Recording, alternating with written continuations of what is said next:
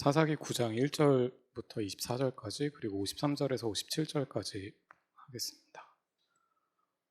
여룻바알의 아들 아비멜렉이 세겜에 가서 그의 어머니의 형제에게 이르되 이르러 그들과 그의 외조부의 집안 온 가족에게 명하여 이르되 청하노니 너희는 세겜의 모든 사람들의 귀에 말하라. 여룻바알의 아들 70명이 다 너희를 다스림과 한 사람이 너희를 다스림이 어느 것이 너희에게 나으냐. 또 나는 너희와 고륙임을 기억하라 하니 그의 어머니의 형제들이 그를 위하여 이 모든 말을 세겜의 모든 사람들의 귀에 말하매 그들의 마음이 아비멜렉에게로 기울어서 이르기를 그는 우리 형제라 하고 바알브릿 신전에서 은 70개를 내어주어 그에게 주매 아비멜렉이 그것으로 방탕하고 경박한 사람들을 사서 자기를 따르게 하고 오브라에 있는 그의 아버지의 집으로 가서 여룻바알의 아들 곧 자기 형제 70명을 한 바위 위에서 죽였으되 다만 여룻바알의 막내 아들 요담은 스스로 숨었으므로 남으니라. 세겜의 모든 사람과 밀로 모든 족속이 모여서 세겜에 있는 상수리 나무 기둥 곁에서 아비멜렉을 왕으로 삼으니라. 사람들이 요담에게 그 일을 알림해 요담이 그리심 산 꼭대기로 가서 서서 그의 목소리를 높여 그들에게 외쳐 이르되 세겜 사람들아 내 말을 들으라. 그리하여야 하나님이 너희의 말을 들으시리라. 하루는 나무들이 나가서 기름을 부어 자신들 위에 왕으로 삼으려 하여 감람나무에게 이르되 너는 우리 위에 왕이 되라 하매 감람나무가 그들에게 이르되 내게 있는 나의 기름을 하나님과 사람을 영화롭게 하나니 내가 어찌 그것을 버리고 가서 나무들 위에 우쭐대리오 한지라. 나무들이 또 무화과 나무에게 이르되 너는 와서 우리 위에 왕이 되라 하매 무화과 나무가 그들에게 이르되 나의 단 것과 나의 아름다운 열매를 내가 어찌 버리고 가서 나무들 위에 우쭐대리오 한지라. 나무들이 또 포도나무에게 이르되 너는 와서 우리 위에 왕이 되라 하매 포도나무가 그들에게 이르되 하나님과 사람을 기쁘게 하는 내 포도주를 내가 어찌 버리고 가서 나무들 위에 우쭐대리오 한지라. 이에 모든 나무가 가시나무에게 이르되 너는 와서 우리 위에 왕이 되라 하매 가시나무가 나무들에게 이르되 만일 너희가 참으로 내게 기름을 부어 너희 위에 왕으로 삼겠거든 와서 내 그늘에 피하라. 그리하지 아니하면 불이 가시나무에서 나와서 레바논의 백향목을 사를 것이니라 하였느니라. 이제 너희가 아비멜렉을 세워 왕으로 삼았으니 너희가 행한 것이 과연 진실하고 의로우냐. 이것이 여룻바알과 그의 집을 선대함이냐. 이것이 그의 손이 행한 대로 그에게 보답함이냐. 우리 아버지가 전에 죽음을 무릅쓰고 너희를 위하여 싸워 미디안의 손에서 너희를 건져냈거늘 너희가 오늘 일어나 우리 아버지의 집을 쳐서 그의 아들 70명을 한 바위 위에서 죽이고 그의 여종의 아들 아비멜렉이 너희 형제가 된다고 그를 세워 세겜 사람들 위에 왕으로 삼았도다. 만일 너희가 오늘 여룻바알과 그의 집을 대적한 것이 진실하고 의로운 일이면 너희가 아비멜렉으로 말미암아 기뻐할 것이요 아비멜렉도 너희로 말미암아 기뻐하려니와 그렇지 아니하면 아비멜렉에게서 불이 나와서 세겜 사람들과 밀로의 집을 살을 것이요 세겜 사람들과 밀로의 집에서도 불이 나와 아비멜렉을 살을 것이니라 하고 요담이 그의 형제 아비멜렉 앞에서 도망하여 피해서 브엘로 가서 거기에 거주하니라. 아비멜렉이 이스라엘을 다스린 지 3년에 하나님이 아비멜렉과 세겜 사람들 사이에 악한 영을 보내심에 세겜 사람들이 아비멜렉을 배반하였으니 이는 여룻바알의 아들 70명에게 저지른 포악한 일을 갚되 그들을 죽여 피 흘린 죄를 그들의 형제 아비멜렉과 아비멜렉의 손을 도와 그의 형제들을 죽이게 한 세겜 사람들에게로 돌아가게 하심이라. 53절입니다. 한 여인이 맷돌 윗짝을 아비멜렉의 머리 위에 내려 던져 그의 두개골을 깨뜨리니 아비멜렉이 자기의 무기를 든 청년을 급히 불러 그에게 이르되 너는 칼을 빼어 나를 죽이라. 사람들이 나를 가리켜 이르기를 여자가 그를 죽였다 할까 하노라 하니 그 청년이 그를 찌르매 그가 죽은지라. 이스라엘 사람들이 아비멜렉이 죽은 것을 보고 각각 자기 처소로 떠나갔더라. 아비멜렉이 그의 형제 70명을 죽여 자기 아버지에게 행한 악행을 하나님이 이같이 갚으셨고 또 세겜 사람들의 모든 악행을 하나님이 그들의 머리에 갚으셨으니 여룻바알의 아들 요담의 저주가 그들에게 응하니라. 아멘. 하나님 아버지, 하나님의 말씀에 생명이 있는 줄 믿습니다. 하나님 이 말씀이 우리를 살리게 하시고 이 말씀 앞에 우리를 돌아보며 회개하며 하나님의 구원에 이룰 수 있도록 주여 당신의 은총을 베풀어 주시옵소서. 예수님의 이름으로 기도드립니다. 아멘. 우리는 지난주에 이 기드온의 죽음까지 살펴보았습니다. 그러나 기드온의 이야기는 기드온의 죽음으로 끝나지가 않았습니다. 사사기 9장은 기드온의 아들 아비멜렉의 이야기입니다. 아비멜렉은 사사가 아니었습니다. 사사가 아닌데도 불구하고 이 아비멜렉 이야기는 사사기 전체에서 가장 많은 분량을 차지하고 있습니다. 사사기 9장이 57절이나 되는데 사사기 전체에서 가장 많은 분량을 차지하고 있어요. 사사기 기자는 왜 이렇게 이 아비멜렉의 이야기, 사사도 아닌 아비멜렉의 이야기를 이렇게 길게 기록했을까요? 아비멜렉 이야기는 기드온 이야기의 사실 부록과도 같습니다. 여러분, 부록이 뭔지 아시죠? 어떤 책이나 잡지를 보면은 본문 말고 본문의 끝에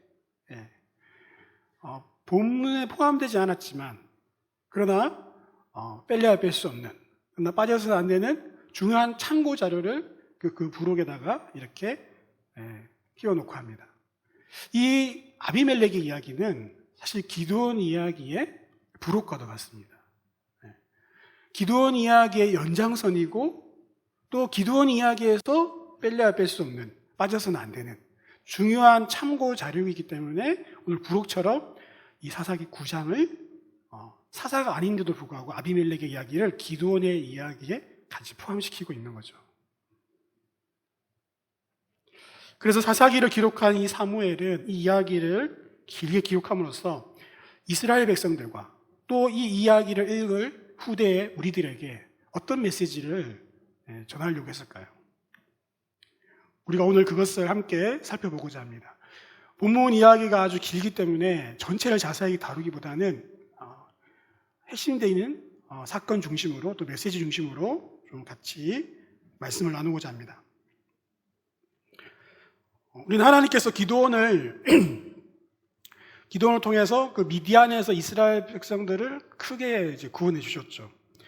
미디안을 무찌르는 엄청난 이야기를 우리가 들었습니다. 그러나 한편으로는 또 기드온의 그 말년에 사실 기드온의 어두운 그림자를 우리는 지난주에 살펴보았습니다. 말년에 그의 인생을 평가하면서 성경 기자는 이렇게 기록하고 있습니다. 8장 30절에 기드온이 아내가 많으므로 그의 몸에서 낳은 아들이 70명이었다. 기드온에 대한 이제 평가를 쭉 기록하는데 아내가 많았다. 그리고 아들이 70명이었다. 이런 거예요. 아들이 70명이면 딸까지 포함하면 한 100여 명 되겠죠. 그러면 100명의 정도의 자녀를 두려면은 도대체 아내가 몇 명 정도 있어야 될까요? 예. 최소 10명에서 한 20명 정도 돼야 될 것 같아요. 그죠? 예. 근데 거기에다가 또 하나의 중요한 이 평가 기록이 31절에 나오는데 기드온에게 세겜에 있는 첩이 있었다. 예. 근데 첩의 아들 이름이 이제 아비멜렉이었다라고 하면 그 이름을 이제 명확하게 기술하고 있습니다. 그러면서 이제 아비멜렉이라는 어떤 복선을 이제 깔고 있는데요. 그런데 우리가 이 본문을 그냥 지나갈 수도 있지만 우리가 한 가지 생각해 볼 수 있는 것은 뭐냐면요. 많은 아내들이 있었잖아요. 그리고 세겜에 있는 어떤 여자랑 결혼했어요. 그러면은 플러스 1 아내가 될 수 있잖아요. 맞습니까? 네. 이미 많은 아내가 있어요. 그죠? 정부인이 딱 한 명만 있는 게 아니라 많은 아내가 있는데 플러스 1 아내가 될 수 있는데도 불구하고 굳이 아내라는 말을 안 쓰고 히브리어 다른 단어인 첩이라는 단어를 사용해서 이 세겜에 있는 여인을 첩이라고 명명하고 있어요. 또 다른 아내가 아닌 첩. 왜 그러냐면은 그 세겜은 사실 이스라엘이 이 가나안을 점령하기 전부터 이 이스라엘에 있었던 이방 민족이었어요. 이방 족속이었고 그 땅에 오래된 히위 족속, 가나안에 이제 있었던 히위 족속이라고 하는 이방 족속이었죠. 그래서 첩이라고 사용한 그 이유는 사실 기드온이 이방 여자와 결혼한 거예요. 이방 여인을 취한 거예요. 그래서 정식 아내라는 단어를 사용할 수가 없고 첩이라는 단어를 사용하고 있는 거죠. 우리는 이 모습을 어떻게 좀 바라봐야 될까요? 노년에 말년에 많은 안위를 두고 또 첩을 두고 그렇게 살았던 기드온. 어떤 사람은 이 기드온을 노년에 그 자신의 욕정으로 자신의 인생을 살았다, 그렇게 보기도 합니다. 한편으로 그 모습도 맞는 거죠. 제가 얼마 전에 한 50대 중반쯤 되신 우리 성도님 중에 한 분을 만나서 교제할 수 있는 시간이 있었는데, 요즘 어떻게 지내세요? 제가 이렇게 여쭤봤더니 좀 마음이 좀 헛헛하대요. 왜 헛헛하세요?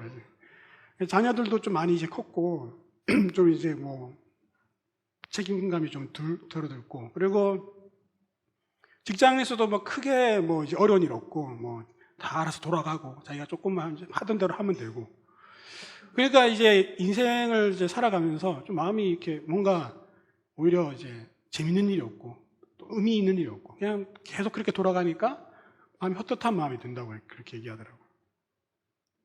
그래서 자기 주변에 많은 사람들이 대부분 다 그렇게 술에 빠져 있대요. 그렇게 술에 빠져 있대요.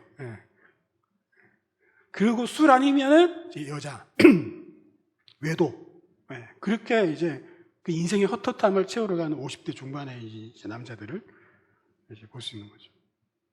어쩌면 기드온도 그와 비슷하지 않았을까요?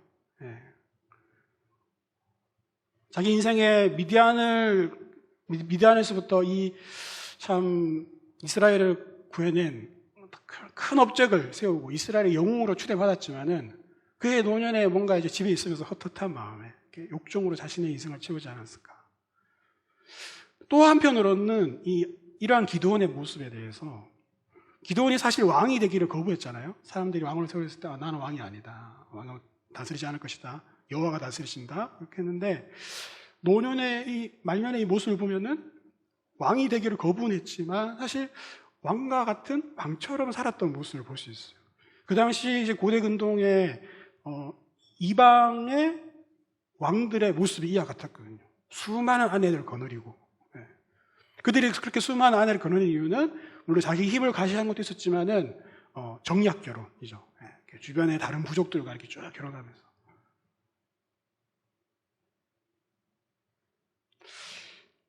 게다가 사실 이 아비멜렉이라는 이름을 뜻을 보면요, 이런 뜻을 가지고 있어요. 내 아버지는 왕이시다. 저 이름을 기드온이 지었다고 생각해보면은, 네 아버지는 왕이야. 그러니까 떳떳하게 살아. 너가 비록 첩의 아들이지만 네 아버지는 왕이야. 이렇게 하면서 이렇게 자기가 왕은 아니었지만 왕처럼 살았던 기드온의 그런 어떤 어두운 그림자를 우리가 살펴볼 수 있는 거죠. 사실 하나님은 이러한 기드온을 받으셨어요. 그리고 기드온의 그 믿음을 받으셨고 기드온의 순종을 받으셨고, 그래서 히브리서 기자는 기드온을 믿음의 사람이라고 합니다. 그러나 우리가 다윗을 보듯이 다윗도 하나님의 마음에 합한 사람이었고 했지만, 또 하나님이 그의 죄를 용서해 주셨지만, 하지만 그 대가는 이제 치렀던 것이죠. 모든 사람이 그렇지는 않지만 성경에 보면은 어떤 영적 지도자들이나 또 하나님 또 어떤 몇몇 사람들에게 그런 죄에 대한 또 그의 어떤 삶의 열매에 대한 그 대가를 그 삶에서 치르게 하는 모습들을 우리가 볼 수 있습니다. 오늘 그 모습이 바로 이 사사기 9장의 모습인 거죠. 기드온의 그 삶의, 또 기드온의 모습의 어떤 대가. 아비멜렉은 세겜에 있는 어머니의 식구들을 찾아갑니다. 오늘 본문 1절 말씀을 보시면은 여룹바알의 아들 아비멜렉이 세겜에 가서 그의 어머니 형제에게 이르러. 사실 아비멜렉은 알았던 거죠. 첩의 아들이었기 때문에 오브라에 있는, 지금 현재 기드온의 집은 오브라였잖아요. 오브라에 있는 70명의 그 아들의 자기의 이 숟가락은 놓을 수가 없는 거죠. 그 아버지의 수많은 재산과 또 권력과 지위, 그런 것들을 사실 70명의 아들이 다 이미 다 나눠 가질 것이기 때문에 사실 자기는 너무나 불리한 위치였죠. 근데 하지만 이 이름에도 나와 있듯이 이 아비멜렉은 왕이 되고 싶었던 것 같아요. 왕처럼 살았던 아버지의 모습을 보면서 나는 이렇게 서자처럼 비참하게 살지 않을 거야. 나는 왕처럼 살 거야. 그러면서 왕이 될 계획을 세웁니다. 자기 형제 70명을 다 제거할 계획을 세우고 그 힘을 지지받기 위해서 자기 어머니, 세겜에 있는 자기 외조부, 할아버지, 그 집안의 사람들을 다 모아놓고 얘기하는 거죠. 나를 좀 도와달라. 나를 지지해달라. 여러분들이 말해서, 세겜 사람들한테 말해서 세겜으로부터 이렇게, 세겜이 그 당시에 좀 큰 세력이 있었던 거죠. 세겜 사람들로부터 좀 힘을 얻게, 나를 지지하게 해달라. 이렇게 요청하는 거죠. 2절을 보시면은 어떤 근거를 가지고 얘기하느냐. 청하노니 너희는 세겜의 모든 사람들의 귀에 말하라. 여룻바알의 아들 70명이 다 너희를 다스림과 아니면 한 사람이 너희를 다스림이 어느 것이 더 나으냐. 자기가 혼자 다스리는 게 낫다는 거죠. 두 번째는 나는 너희의 골육임을 기억하라. 이런 설득에 이 세겜 사람들이 그래 너는 우리 형제다 라고 하면서 받아주고 이 아비멜렉을 지지하게 됩니다. 그 지지의 표지를 어떻게 하냐면은 4절 말씀해 보시면은 바알불이 신전에서 은치식계를 내어줘요. 그래서 이걸 이제 어떤 군사 자금으로, 정치 자금으로 사용하라는 거죠. 그래서 방탕하고 경박한 사람들을 사서 자기를 따르게 합니다. 바알불이 신전에서 이러한 치식계를 내줬다라는 말은 사실 이 아비멜렉의 어떤 그 왕권, 또 아비멜렉의 그 세력이 바알불이 바로 우상 숭배를 배경으로 하고 있는, 우상을 섬기는 사람들을 등에 업고 그 힘과 지지를 받았다는 것이죠. 세겜 사람들이 철저히 바알을 숭배자들이었음을 또 알 수 있고, 아비멜렉의 정권이 처음부터 우상 숭배에 기반을 두고 있는 그런 정권이었음을 우리가 알 수 있는 것이죠. 이 방탕하고 경박한 사람들을 데리고 5절에 보시면은 오브라로 가서 그의 아버지 집으로 가서 여룻바알의 아들 그 자기 형제라고 얘기하고죠. 자기 형제 70명을 한 바위 위에서 죽입니다. 한 바위 위에서. 뭐 이렇게 펼쳐놓고 죽이는 게 아니라 한 명씩 바위 위에 데려다 놓고 죽이는 거죠. 마치 처형 의식을 치르듯이. 그렇게 한 명씩 다 죽여서 70명을 죽이는데 다만 여룻바알의 막내 아들 요담이 살아남아요.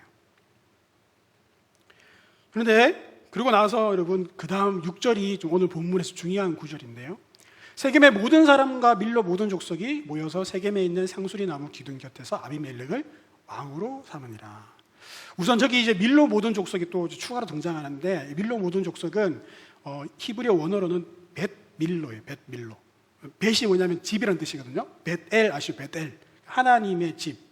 벳밀로는 밀로의 집인데 어떻게 해석하면 밀로의 모든 족속으로 해석할 수 있죠. 밀로 집안 사람들, 밀로의 집이니까. 근데 또 밀로라는 단어가 어떤 뜻이냐면은 이렇게 흙을 쌓아서 제단처럼 어떤 신전 구조물이라는 그런 뜻이 있거든요. 그러니까는 또한 학자들은 이 이제 40절 이후에 보면은 세겜 망대에서 죽은 사람들이 나오거든요. 세겜 망대에 사는 사람들. 세겜 망대에 사는 사람들이 벳밀로 사람들이 아니냐. 그렇게 추측하기도 합니다. 그러니까 똑같은 세겜에 사는 사람들이죠. 그렇지만 이 사람들은 특별히 신전이 있는 곳에서, 높은 곳에 신전이 있는 곳에서 살았던 그런 사람들인 거죠. 근데 이 사람들이 아비멜렉을 왕으로 삼아요. 왕으로 삼습니다.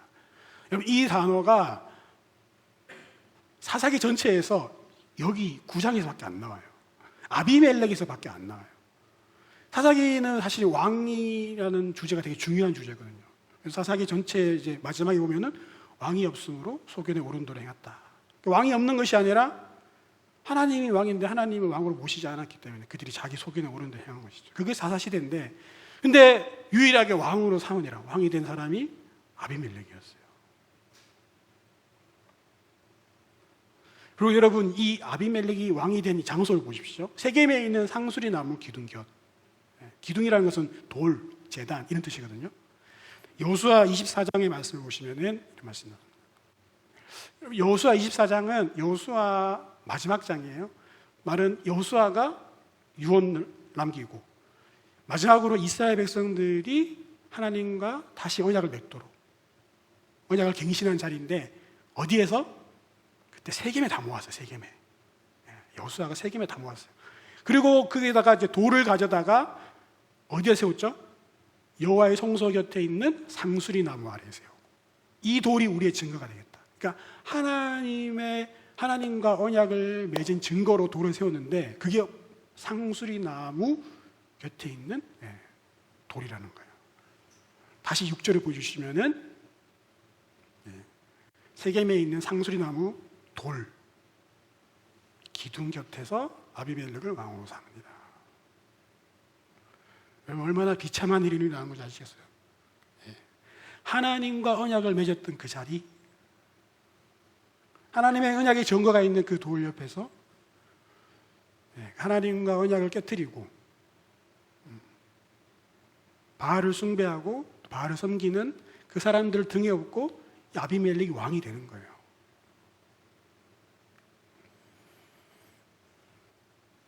여기까지 스토리 보면은 단순히 아비멜렉이 왕이 된 이야기처럼 보이지만 이 본문에는 자세한 또 깊은 의미가 담겨져 있습니다. 그 해석의 중요한 단서들이 있는데요. 아까 말했듯이 이 세겜이라는 것이 중요한 이 해석의 단서가 돼요. 세겜이 배경으로 쭉 나오잖아요, 그죠? 근데 이 세겜이 어떤 장소냐? 지도에 보시면은 예루살렘에서 한 북쪽으로 쭉 있는데 에브라임과 므낫세 지파 사이에 있고 이스라엘 전체 지도로 보면은 그 허리쯤에 있어요. 그 다음 보시면은 저렇게 전체 이스라엘에서 허리쯤에 있고 북쪽에 에발산이 있고 남쪽에 그리심산이 있는 그런 성읍이 세겜이에요. 그 다음 사진을 보여주시면은 에발산과 그리심산, 여기 에발산, 그리심산 이렇게 그 가운데 세겜이 있는 거예요. 그러니까 세겜에 에발산, 그리심산이 그렇게 높지 않은 산이 두 개가 딱 이렇게 있는 거죠. 그 다음 사진을 보시면 구글에서 보는 사진이 이렇게 에발산, 그리심산 이렇게 딱 있는 거예요.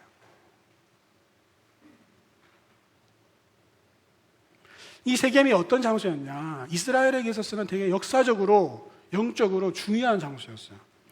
창세기 12장 6절, 7절에 보시면은 아브라함이 처음으로 이제 하나님이 이제 약속해 주신 땅으로 가라 그래서 자기 집을 떠나가지고 가나안 땅을 가는데 가나안에 도착하자마자 처음 제단을 쌓았던 곳.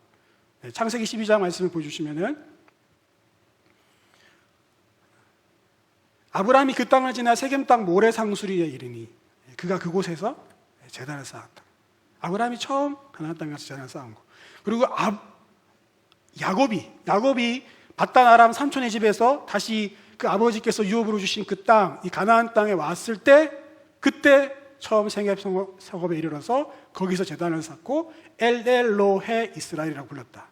하나님, 이스라엘의 하나님이라고 부른 거예요. 여기는 족장들이 처음으로 이 땅에 와서 하나님께 제단을 쌓고 하나님 앞에 예배드렸던 그런 장소였어요. 그게 세겜이었어요. 게다가 신명기에 보면은 그 모세가 너희가 이제 출애굽해가지고 너희가 이제 가나안 땅에 들어갈 것인데 가나안 땅에 가면 어디 가라고? 그 세겜에 가라고. 세겜에 가서 거기 그리심산에서 축복하고 에발산에서 저주를 선포해라. 축복과 저주를 선포한다는 것은 이제 하나님의 언약을 선포하는 거예요. 그래서 언약을 지키면 축복을 받을 것이고 언약을 어기면 저주를 받을 것이고. 그래서 실제로 여호수아 8장에 보면은 여호수아가 가나안 땅에 와가지고 여리고성을 점령하고 그 다음 아이성을 점령하잖아요. 아이성 점령하자마자 에발산에 가서 세겜에 가가지고 바로 모세가 명령했듯이 절반은 그리심산 앞에 서고 절반은 에발산 앞에 서서 6지파가 써가지고 거기에서 하나님의 언약을 선포하고 우리가 이대로 순종하겠다고, 우리가 어기면 저주를 받을 것이고 우리가 지키면 축복을 받을 것이다. 그렇게 선포한 곳이에요. 하나님과 언약을 선포한 곳이에요. 그리고 아까 여호수아 24장에도 봤듯이 여호수아가 마지막으로 또 한 번 더 세겜에 불려서 사람들과 백성들과 더불어 언약을 맺었다. 하나님만 섬기겠다고 언약을 맺었던 그런 장소였어요. 영적으로 중요한 장소일 뿐만 아니라 여호와 하나님과 언약을 맺은 그런 언약의 장소였죠. 근데 바로 그곳에서 어떤 일이 벌어지느냐? 언약의 땅에서 하나님과 언약을 저버리고 우상과 언약을 맺고 있는 모습을 보여주는 거예요. 오늘 성경 기자가 또 하나의 중요한 단서, 두 번째 바알브릿이라는 단어를 계속 쓰고 있어요. 바알을 그냥 숭배하고 있었는데 굳이 바알브릿 신전, 바알브릿을 쓰죠. 9장 4절 말씀해 보시면은 바알브릿 신전에서 은치 10개를 내줬다. 그리고 8장 33절에도 기드온이 이미 죽음에 이스라엘 자손이 돌아서서 바알들을 따라가 운행하였으며 또 바알브릿을 자기들의 신으로 삼았다. 이 바알브릿이라는 단어가 이 9장에 8장 마지막과 9장에 등장하는데, 이 바알브릿이라는 단어의 뜻이 뭐냐면요, 브릿이 언약인 뜻이에요. 약속하다, 언약하다. 그러면 이걸 해석하면은, 풀이하면은 언약의 바알이 되는 거예요. 언약의 바알. 언약의 바알. 이게 뭐냐면은 바알과 언약을 맺었다는 것을 강조하는 거예요. 하나님과 언약을 맺었던 그 세겜에서 하나님과 언약을 저버리고 바알과 언약을 맺었다는 것을 강조하는 거예요. 또 하나의 중요한 단서, 세 번째, 여기에는 세겜 사람들이란 단어가 쭉 계속 등장해요. 세겜의 모든 사람들, 세겜 사람들이 등장하는데, 여기에 원어가 발레 셰켐, 발레 셰켐이에요. 발레라는 단어가 뭔지 알겠죠? 그럼 사람들이라는 단어겠죠? 그죠? 맞는데, 근데 사실 사람들이라는 다른 복수 단어가 있어요. 근데 그 단어를 사용하지 않고 굳이 여기에서는 발레라고 쓰는데, 이 발레는 뭐냐면은 주인들이라는 뜻이에요. 주인들. 그래서 영어 성경에는 실제로 이제 리더 오브 세겜, 이렇게 세겜의 주인들이라고 사실은 영어에도 그렇게 번역을 해놓긴 했어요. 그런데 이 말은 뭐냐면은 세겜의 주인들이라는 말도 되지만, 사실은 이 성경 기자가 중의적인 표현을 쓰는 거죠. 언어 유희로 중의적인 표현을 쓰는 거죠. 바알레 셰켐이라는, 바알이라는 단어가 계속 바알브릿, 바알레 셰켐, 바알레 셰켐이 계속 나오거든요. 바알. 주인이라는 뜻도 있지만 사실은 바알도 가리키는 거죠. 그래서 이 세겜에 얼마나 바알 숭배자들이 가득했는지, 바알을 섬겼는지, 그것을 보여주고 있는 것이죠. 그리고 마지막 단서가 여룻바알의 아들 아비멜렉이에요. 여룻바알의 아들 아비멜렉. 아비멜렉을 쭉 소개하는데 이상하게도 기드온의 아들 아비멜렉이라는 단어를 한 번도 안 써요. 여룻바알의 아들 아비멜렉, 여룻바알이라는 단어가 여기 9번이나 계속 반복되는데 기드온은 한 번도 안 나와요. 기드온의 다른 별명인 여룻바알. 여룻바알의 뜻이 뭡니까? 여룻바알 보여주시면은 바알과 다투는 자. 그죠? 바알과 다투는 자였어요. 아버지는 바알과 다투고 바알과 대항해서 싸웠는데, 아들은 바알을 등에 업고 바알의 지지자들의 힘을 얻고 바알브릿의 신전의 지지를 받아서 하나님과 언약을 깨고 기드온 집안의 그 언약을 깨고 아주 참혹한 비참한 그런 현실을 보여주는 것이죠. 이 얼마나 참혹합니까? 영적이고 역사적인 언약의 장소가 언약을 깨뜨리고 또 하나님과 기드온 집안을 완전히 배반하고 몰살시키는 참혹한 장소가 되었습니다. 그래서 사실 기드온의 그 어두운 그림자가 더 뼈아프게 우리가 다가오는 것이죠. 그의 욕망, 또 그가 왕처럼 살았던 그 삶의 결과가, 그 대가가 너무나도 참혹하게 다가오는 것입니다. 이들을 하나님께서 어떻게 하실까요? 하나님은 오늘 본문 전면에 나오지 않습니다. 본문 전면에 나오지 않아요. 7장에서는 그렇게 기드온에게 말씀하시고 계속해서 말씀하셨는데, 오늘 본문에서는 하나님이 전면에 등장하지 않아요.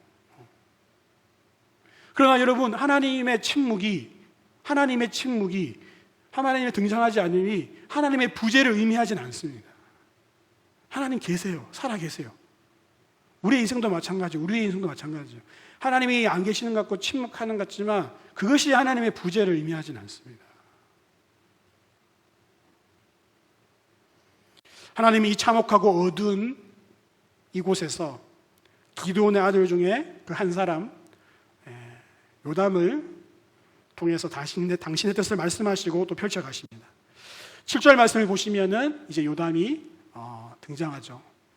사람들이 요담에게 그 일을 알림해 아비멜렉이 왕이 됐다는 사실을 알리니까 요담이 세겜에 찾아가죠. 그리고 거리짐산 꼭대기에 가서 외칩니다. 아마 산이 이제 사람들이 이렇게 골짜기니까 산에서 외치면은 울림이 있으니까, 그렇죠? 반대편도 산도 있으니까 크게 들렸던 것 같아요. 마치 이제 여호와의 전령처럼, 선지자처럼, 세겜 사람들아 내 말을 들어라. 그리하여 하나님이 너희 말을 들으시리라. 그러면서 이 요담이 한 가지 이제 우화를 들려줘요. 우화를. 그게 바로 이제 가시나무 우화인데, 이야기인 즉슨 이거예요.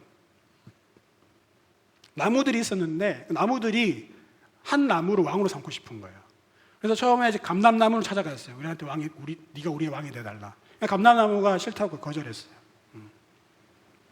그 다음에 무화과나무를 찾아가고 거절하고, 포도나무를 찾아갔는데 거절했어요. 그래서 이 나무들이 누구를 찾아가느냐? 가시나무를 찾아갑니다. 가시나무. 근데 이 가시나무는 뭐라고 하냐면은 흔쾌히 받아들이면서, 너희가 나를 왕으로 삼으려거든 내 그늘에 피해라. 여러분, 가시나무에 그늘이 있습니까? 무화과나무, 감람나무, 포도나무는 유실수고 잎이 넓지만 가시나무는 그렇지 않아요. 그늘이 없어요. 가시나무는 수분이 적어서 땔감으로 쓰기에 좋지만 그늘로 피하기에는 안 좋은, 찔리기만 하죠. 그런데 이 가시나무가 내 그늘에 피하라. 거기다 한마디 더 합니다. 내 그늘에 피하지 않으면은 나에게서 불이 나와서 너희를 쌀 것이다. 백향목을 쌀 것이다. 폭력적이고 억압적인 정치를 하겠다라고 선포하는 거죠. 이 이야기를 들려주는 요담의 의도가 무엇일까요? 가시나무 왕 누구죠? 아비멜렉이에요. 아비멜렉이 가시나무 왕 같다. 너희가 정말 너무 무능하고 오히려 너희를 폭력적으로 억압할 그런 왕을 너희가 헛되게 왕으로 삼은 것이다. 그것을 비판하는 것이죠. 그러면서 요담이 16절부터 21절까지 보시면 저주를 내립니다. 어떤 저주를 선포하는데 뭐냐면은 이 16절 말씀, 19절 말씀을 보시면은 이제 너희가 아비멜렉을 세워 왕으로 삼았으니 너희의 행한 것이 과연 진실하고 의로우냐? 이 진실하고 의로우냐가 여기 두 번 반복되는데 이게 축복과 저주의 어떤 기준이 되는 거예요. 진실함이란 것은 에메트라고 해서 진리, 성실함 그런 뜻을 가지고 있고요. 또 의로움이라는 것은 탐임이라고 해서 완전함, 순전함, 죄 없음 이런 걸 상징하고 있어요. 그래서 여기 보면은 이것이 여롯바알과 그의 집을 선대함이냐? 늦었습니다. 다시 돌아가서 이것이 그의 집을 선대함이냐? 이것이 그의 손에 행한 대로 그의 보답함이냐? 이렇게 반어법으로 이렇게 그렇지 않았음을 지적하는 것이죠. 그리고 이 진실과 의로움에 따른 결과를 19절에서 20절까지 이렇게 나오죠. 너희가 만일 여롯바알과 그의 집을 대접한 것이 진실하고 의로운 것이면은 너희가 아비멜렉으로 인해서 기뻐하고 너희도 아비멜렉도 너희로 인해서 서로 기뻐하게 될 것이다. 근데 그렇지 않으면, 진실과 의로운 일이 아니면은 아비멜렉에서 불이 나와서 세겜 사람들과 밀로의 집, 그 세겜 왕대의 사람들을 살을 것이고 세겜 사람들과 밀로의 집에서도 불이 나와서 아비멜렉을 서로 살을 것이다. 이렇게 저주하는 거예요. 우리는 이런 저주를 어떻게 해야 될까요? 언약 관계에서 이해해야 돼요. 언약 관계. 딱 그 고대 근동의 그 언약 관계에 따라서 이들이 지금 이 요담이 저주를 하고 있는 거예요. 그러니까 언약을 맺었는데 그것을 지키지 않을 때 그 사람을 저주를 받는 것이 그 당시 언약 관계의 관례였거든요. 그래서 신명기 27장, 28장에 나오는 축복과 저주도 그렇게 우리가 언약 관계에서 이해하는 거죠. 하나님 왜 우리를 저주하시지? 그게 아니라 언약 관계이기 때문에, 약속이기 때문에 이 약속을 지키지 않으면은 지키면 축복을 받지만 어기면 저주를 받는다.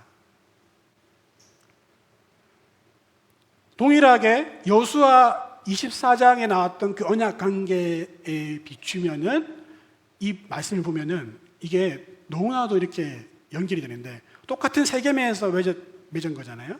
근데 이 세겜에서 그 여호수아가 마지막에 그 사람들 이스라엘 백성들 하나님과 언약을 맺게 할 때 갱신할 때 뭐라고 얘기했냐면은 이제는 여호와를 경외하며 온전함과 진실함으로 그를 섬기라.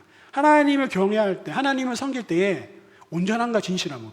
근데 여러분 이 단어가 바로 여기 여호수아 9장에 나왔던 16절 19절에 나왔던 그런 진실함과 의로움이에요. 똑같은 단어예요. 이 똑같은 단어, 이 두 단어가 이렇게 연결돼서 사용된 곳이 여호수아 24장하고 사사기 9장밖에 없어요. 성경에서 이 두 단어와 같이 연결해서 사용된 곳이 여호수아 24장과 사사기 9장밖에 없어요. 요담이 지금 하나님 앞에 이 세겜에서 너희가 그 언약을 맺었던 것처럼 온전함과 진실함으로 하나님을 섬기겠다고 했던 것처럼 똑같은 세겜에서 뭐라고 선포하냐면은 너희가 진실함과 의로움으로 여룹바알에게 그 기드온에게 집에 행한 것이 아니라면은 이런 축복과 이런 저주를 받을 것이다 이렇게 얘기하는 거죠.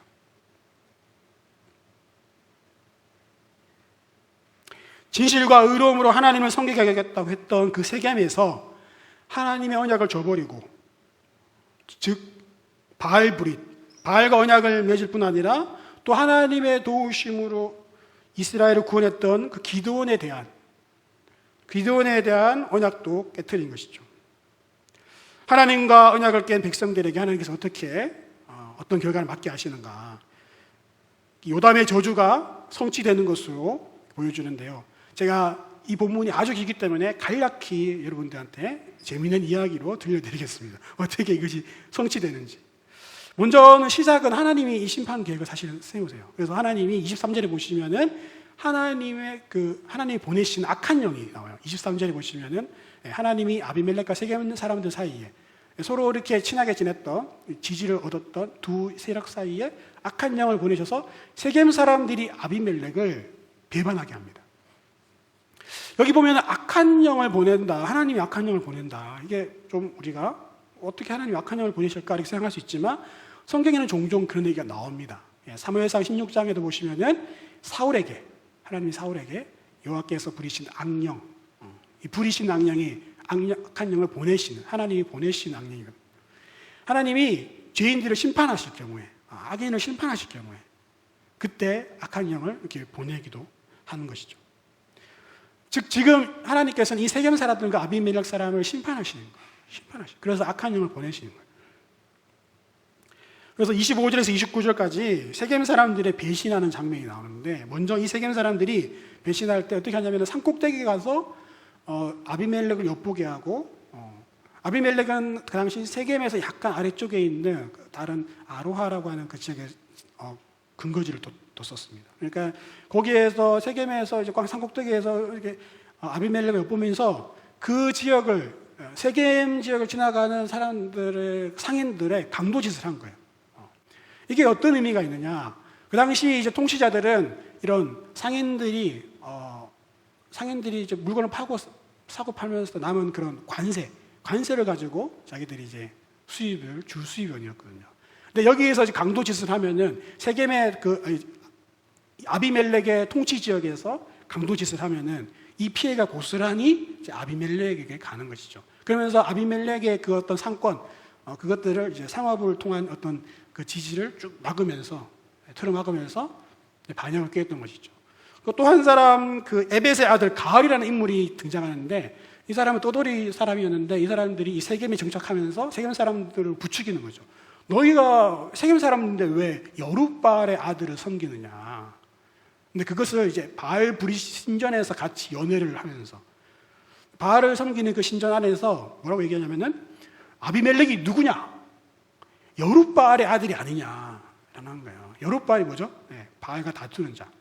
바알 브릿 신전에서 바알과 다투는 자의 아들과 너희가 어떻게 손잡고 있느냐? 차라리 이 세겜의 그 조상 하몰의 자손을 왕으로 세워라.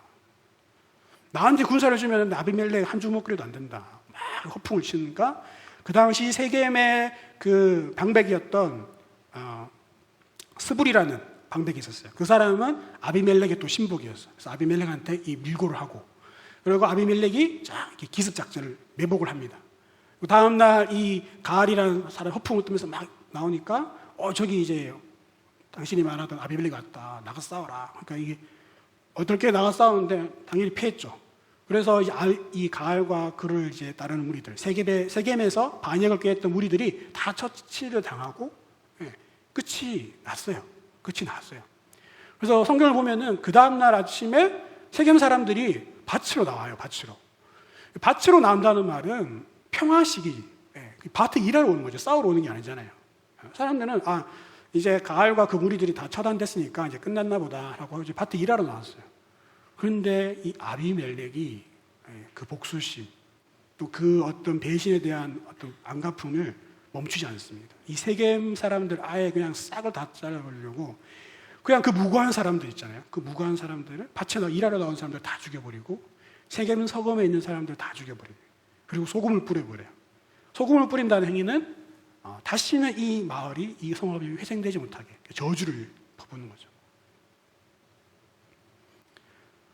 여기에서 아비멜렉이 끝을 맺었으면 좋은데 여기서 끝이 안 났어요. 그리고는 이제 세겜 망대에 있는 사람들까지 다 처치하려고.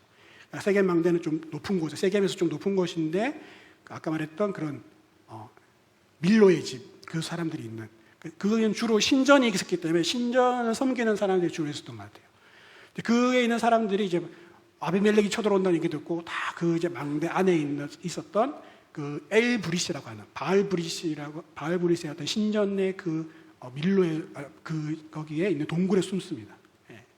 거기에 이제 숨어서 그 보루라고 나와 있는데 그 보루는 그 당시 동굴을 깎아서 만든 곳이에요. 큰 동굴 안에 그 신전이 있는 거죠. 의식을 행하는. 실제로 여기에서 죽은 사람이 1000명이었거든요. 그 1000명이 들어가서 이 제사 의식을 행할 수 있는 넓은 동굴이었던 것 같아요. 근데 거기에 사람들이 문을 잠그고 이제 숨으니까 이제 아비멜렉이 나무로 다 들고 나무로 다 가지고 와가지고 나를 따라서 해라. 그래서 다 나무 베어가지고 와가지고 거기 문 앞에다 두고 엎어놓고 다 불을 질러서 1000명을 다 불태워 죽입니다. 여러분 이게 드디어 저주가 성취된 거죠. 20절 말씀, 9장 20절 말씀에 아까 요담이 얘기했었던 아비멜렉에게서 불이 나와서 세겜 사람들과 밀로의 집을 살 것이요. 이게 성취된 거예요. 그런데 이 아비멜렉이 여기서도 끝을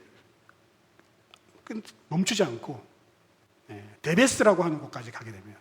지도를 보시면은 이 세겜이 여기 있으면은 그죠? 약간 북쪽 위로 데베스가 조금 위에 있는데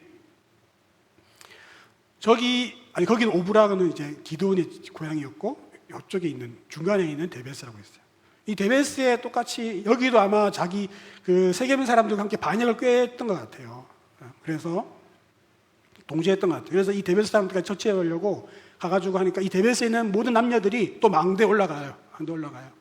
그리고는 이제 다 문을 잠그고 망대 올라갔는데 이제 한번 불맛을 본 이 아비멜렉이 또 이제 똑같은 전략으로 불을 지르려고 그 이제 성문 입구에 갔을 때 한 여인이 맷돌 윗짝으로 이 아비멜렉의 머리를 두개골을 깨트리는 그러면서 이름 없는 한 여인에게서 비참히 죽음을 당하는.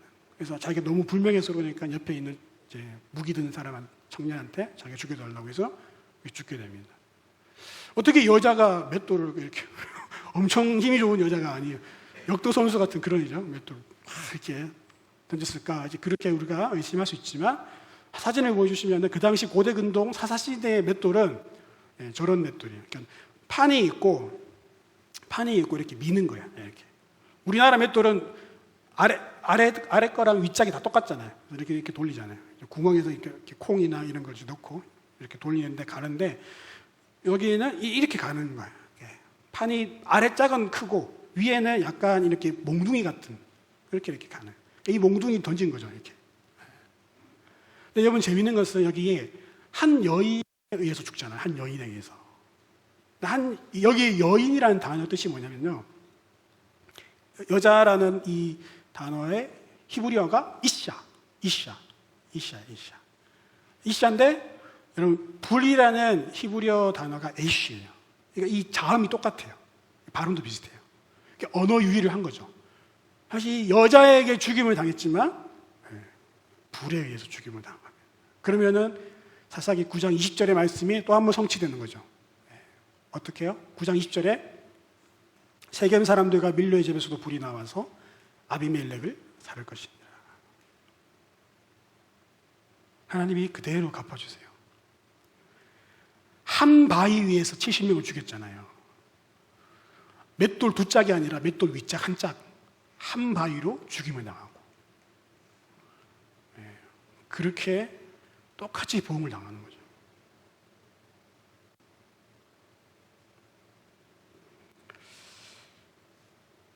우리는 이 긴 스토리에서 어떤 교훈을 얻을 수 있을까요? 본문 마지막에 이 긴 스토리를 기록하고 있는 나레이터가 있어요. 나레이터, 설명, 해설자. 그 해설자가 이제 중요한 해석을 하는데 56절, 57절에 이렇게 해석합니다. 이 모든 사건에 대해서 해석하기를 56절, 57절을 보여주시면 아비멜렉이 그의 형제 70명을 죽여 자기 아버지의 행한 악행을 하나님이 이같이 갚으셨고, 단순히 그냥 세겜 사람들에 의해서 한 여인에게서 죽은 게 아니에요. 이것의 진짜 배후에서 역사하신 주인은 하나님이시고, 하나님이 이같이 갚으셨다. 그리고 세겜 사람들의 모든 악행도 그냥 여룻바알에 의해서 죽은 게 아니었어요. 하나님이 그들의 머리에 갚으셨다는 거예요. 그냥 역사적인 사건으로 보이지만, 자기들끼리 이렇게 치고받고 싸워서 그냥 질이 멸렬한 것처럼 보이지만, 사실 이 모든 것의 배후에는 하나님이 이것을 하셨다는 것을 분명히 이 기자가 기록을 하고 있는 거죠. 또 우리가 아까 23절에서도 봤었잖아요. 그죠? 23절에서 악한 영을 보내신 게 누구였어요? 이 처음에 시작을 계획하신 것이 하나님이 악한 영을 보내신 거예요. 이 모든 일의 시작이 하나님이셨던 거죠. 그러면서 이 역사의 주인이 하나님이신 것을 분명하게 말해주고 있습니다. 우리가 설교 처음에 왜 사사도 아닌 이 아비멜렉 이야기가 왜 이렇게 길까? 도대체 이 성경 기자는 왜 이렇게 길게 기록했을까? 무엇을 말하고 싶었을까를 우리가 질문했잖아요. 그 질문이 뭐냐면은, 답이 뭐냐면 바로 이 누가 진정한 왕인가 하는 거예요. 누가 진정한 왕인가. 오늘 이 본문에 계속해서 흐르고 있는 주제가 있어요. 주제. 왕이라는 주제가. 왕. 6절의 말씀, 아까 우리가 6절 말씀, 중요한 구절이었던 6절 말씀에 보시면은 아비멜렉을 왕으로 삼으니라. 사사기 전체에 다른 곳에 없고 딱 여기만 있어요. 왕으로 삼으니라. 왕으로 삼으니라. 최초로 스스로 왕이 된 인물이 아비멜렉이었어요. 이스라엘의 진정한 왕이 하나님이신데 자기 스스로 왕이 되었던 인물이 바로 이 아비멜렉이었던 것이죠.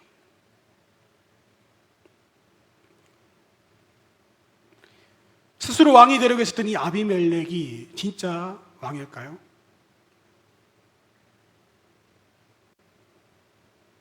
우리가 여호수아 24장 25절 27절에서 봤듯이 세겜에 있는 상수리 나무 아래에서 돌을 세우고, 거기에서 이 사람들이 이 돌이 증거가 되리라, 이 돌이 증거가 되리라. 이게 무슨 말이냐면은 이들이 이 돌을 세우고 이 돌에다가 하나님의 언약을 쭉 기록했어요.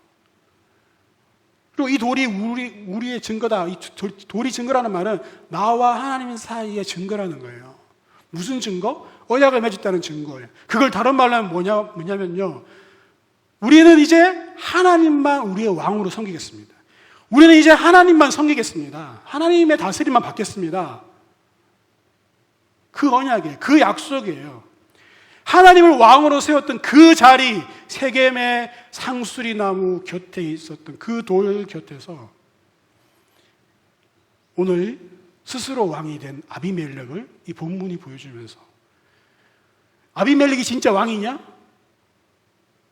아비멜렉이 진짜 왕이냐? 질문하고 있는 거죠. 아니에요. 여러분, 그러면 오늘 본문에 계속 나오고 있는 바알브릿, 바알의 사람들, 바알의 셰켐, 바알의 셰켐, 바알, 다른 말로 하면 주인. 바알이 진짜 주인이냐? 바알이 진짜 왕이냐? 묻고 있는 거죠. 오늘 이 긴 본문을 통해서 사무엘이 이 후대에 말해주고 싶은 거예요. 누가 진짜 왕이냐? 오직 우리 여호와 하나님만이 우리의 왕이시다는 것을 본문이 얘기해주고 있는 거예요. 하나님의 역사의 배후에서 다 모든 것을 주관하고 계시는 것을 말씀해주고 있는 거예요. 여러분, 이 비극이 어디에서 시작되었습니까? 하나님이 진정 하나님만 섬기겠다고 했던 그 하나님을 왕으로 모신 자리에서 스스로, 아비멜렉이 스스로 왕이 된 이 비극이 어디에서 시작된 거예요? 우리는 이것이 기드온의 어두운 그림자, 기드온의 그 말년에요, 자기의 욕망대로, 자기의 뜻대로 왕처럼 살았던 그 기드온의 인생의 모습에 뼈아픈 대가인 것이죠. 왕처럼 살았던 기드온의 그림자와 열매가 주는 교훈이 있습니다. 첫 번째, 스스로 왕이 되고 싶은, 스스로 주인이 되고 싶은 우리 인간의 그 본성을 보여주는 거예요. 기드온의 마음속에, 아비멜렉의 마음속에 있었던 스스로 왕이 되고 싶은. 근데 여러분, 이거는 모든 인간이 가지고 있는 본성이에요. 창세기 3장 5절에 인간의 죄가 인간에게 처음 들어왔을 때, 너희가 그것을 먹는 날에는 너희 눈이 밝아져 하나님과 같이 되어 선악을 알 줄 하나님이 아십니다. 선악과를 먹는 것이 뭐죠? 하나님과 같이 되는 거였어요. 하나님과 같이 된다는 말은 무슨 말이에요? 내가 이제 하나님 없이 하나님의 자리에 앉아서 내 뜻과 내 마음대로 산다는 것이 하나님과 같이 되는 거예요. 창조주와 피조물, 하나님의 다스림을 받는, 하나님을 왕으로 모시고 하나님을 주인으로 모시고 살아가는 그 경계선이 선악과를 먹지 마라, 이 명령이죠. 이 명령을 지킨다는 것은 내가 하나님의 다스림을 받는다는 거죠. 하나님처럼 된다는 것은 더 이상 내가 다스림을 받지 않고 내 뜻과 내 마음대로 살겠다는 거예요. 여러분, 이게 죄의 본질이에요. 여러분, 죄가 무엇입니까? 여러분, 잘 생각해 보세요. 여러분의 모든 그 죄악된 행동 그 아래 근저에 깊이 뿌리 박혀 있는 그것을 행동하게 하는 핵심이 뭐예요? 내 마음대로, 내 뜻대로.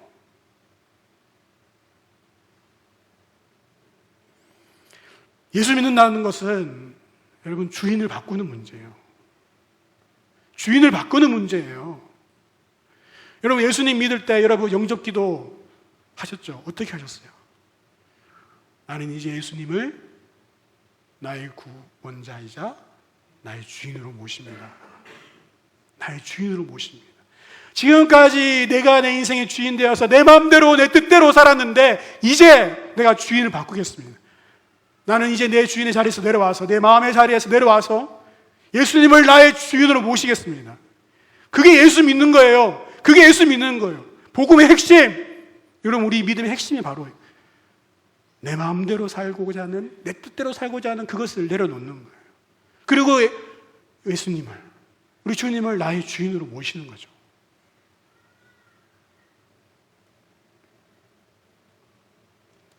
기드온의 노년에 자기 욕망대로, 자기 마음대로, 자기 뜻대로 왕처럼 살았던 그 열매가 바로 스스로 왕이 되고자 했던, 그래서 자기 마음과 자기 뜻대로 살고 싶었던 아비멜렉을 낳게 한 것이죠.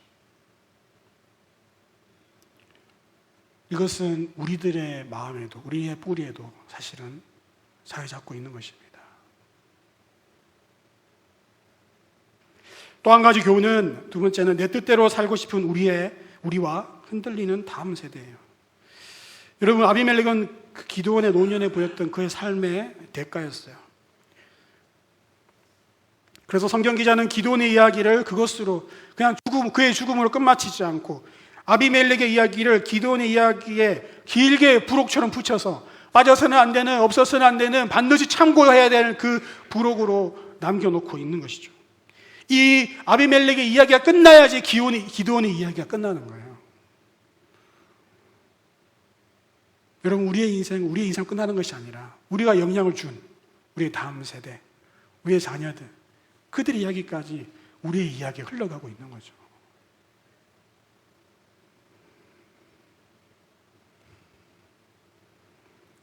이런 기드온과 아비멜렉의 모습 속에서 우리는 우리 자신과 우리의 다음 세대의 모습을 보게 됩니다. 2023년 한국교회 트렌드라는 책을 보면서 그 책에서 이런 질문이 있었어요. 현재 담임 목회를 하고 있는 목회자들에게 질문을 했어요. 교회 목회 중에서 무엇이 가장 어렵습니까? 무엇이 가장 힘듭니까? 라고 하니까 담임 목사님들이 하나같이 얘기하는 그 1위가 다음 세대 교육이에요. 다음 세대 교육. 여러분, 이것을 우리는 사실 눈으로 보고 있고 피부로 겪고 있습니다. 주변에 보면은 교회에 젊은이들이 없고 어린이들이 점점 없어요.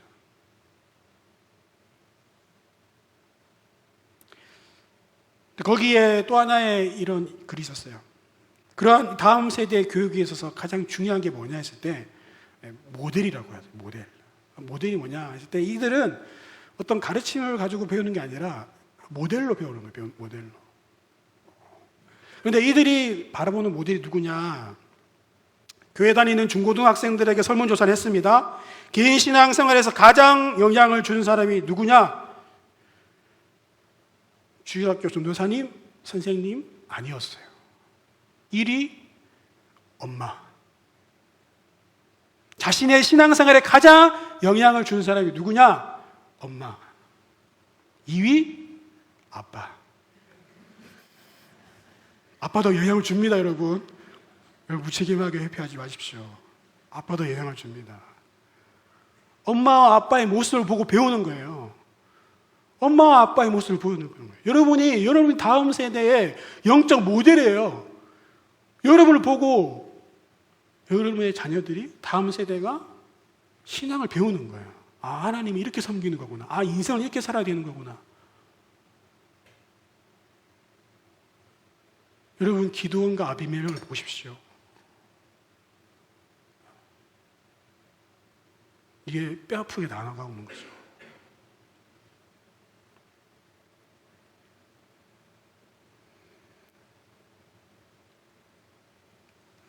다음 세대를 하나님께 돌아오게 하려면 어떻게 하면 될까요? 하나님을 경외하는 세대로 이끌려면 어떻게 하면 될까요? 주일학교를 잘 열심히 투자해서 좋은 사역자 두고 좋은 프로그램을 둬서 좋은 선생님들을 모셔놓고 우리 아이를 거기 잘 보내자. 하나의 대안이 될 수 있어요. 교회가 열심히 이걸 노력해야 되겠죠. 이러면 하지만 그것은 궁극적인 해결이 안 돼요. 교회에 맡기기만 하면 되는 게 아니에요. 교회에 맡기면 뭐예요? 가장 많은 시간을 함께하는 엄마가, 늘 집에서 보는 아빠가 그 보여주는 신앙을 보고 배우는데,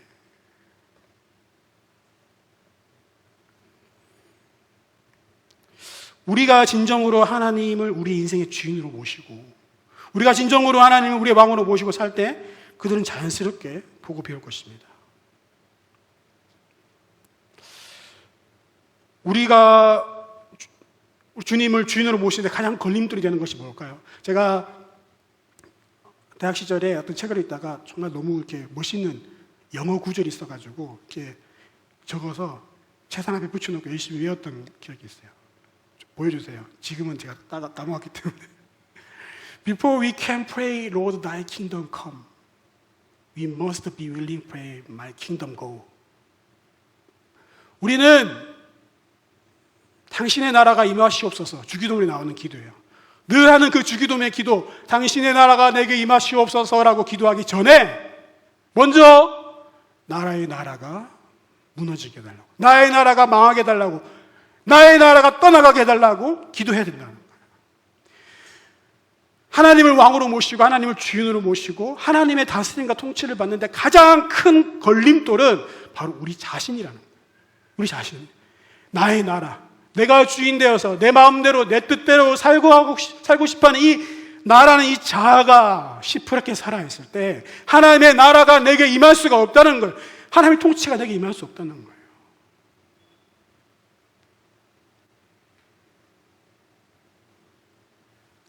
사랑하는 여러분, 우리 다음 세대들을 어떻게 하나님께 돌아오게 할까요? 우리가 변해야 되는, 우리가 먼저 하나님을 온전히 우리 주인을 모셔야 되는 거예요. 마지막으로 예화를 하나 들고 마치겠습니다. 제가 어떤 책을 읽었는데 영국의 웨일즈 대부흥이라는 그런 사건이 있었죠. 20세기 초에 약 3년 동안에 100만 명의 예수님을 믿었던, 예수님께 돌아왔던 그런 큰 영적 대각성과 부흥이 일어났었어요. 근데 그 시작이 웨일즈였어요. 웨일즈에서 시작된 부흥이 아프리카, 인도, 북미, 남미, 그리고 이제 한국으로 평양 대부흥까지 쭉 엄청난 영적 부흥이 일었던 시기가 있었어요. 근데 그 시작이 영국의 웨일즈였는데 이 부흥의 시작이 어떻게 시작됐느냐? 영국 웨일즈의 시골 마을에, 아주 작은 시골 마을에 이반 로버츠라고 하는 26살의 청년에게서 시작된 거예요.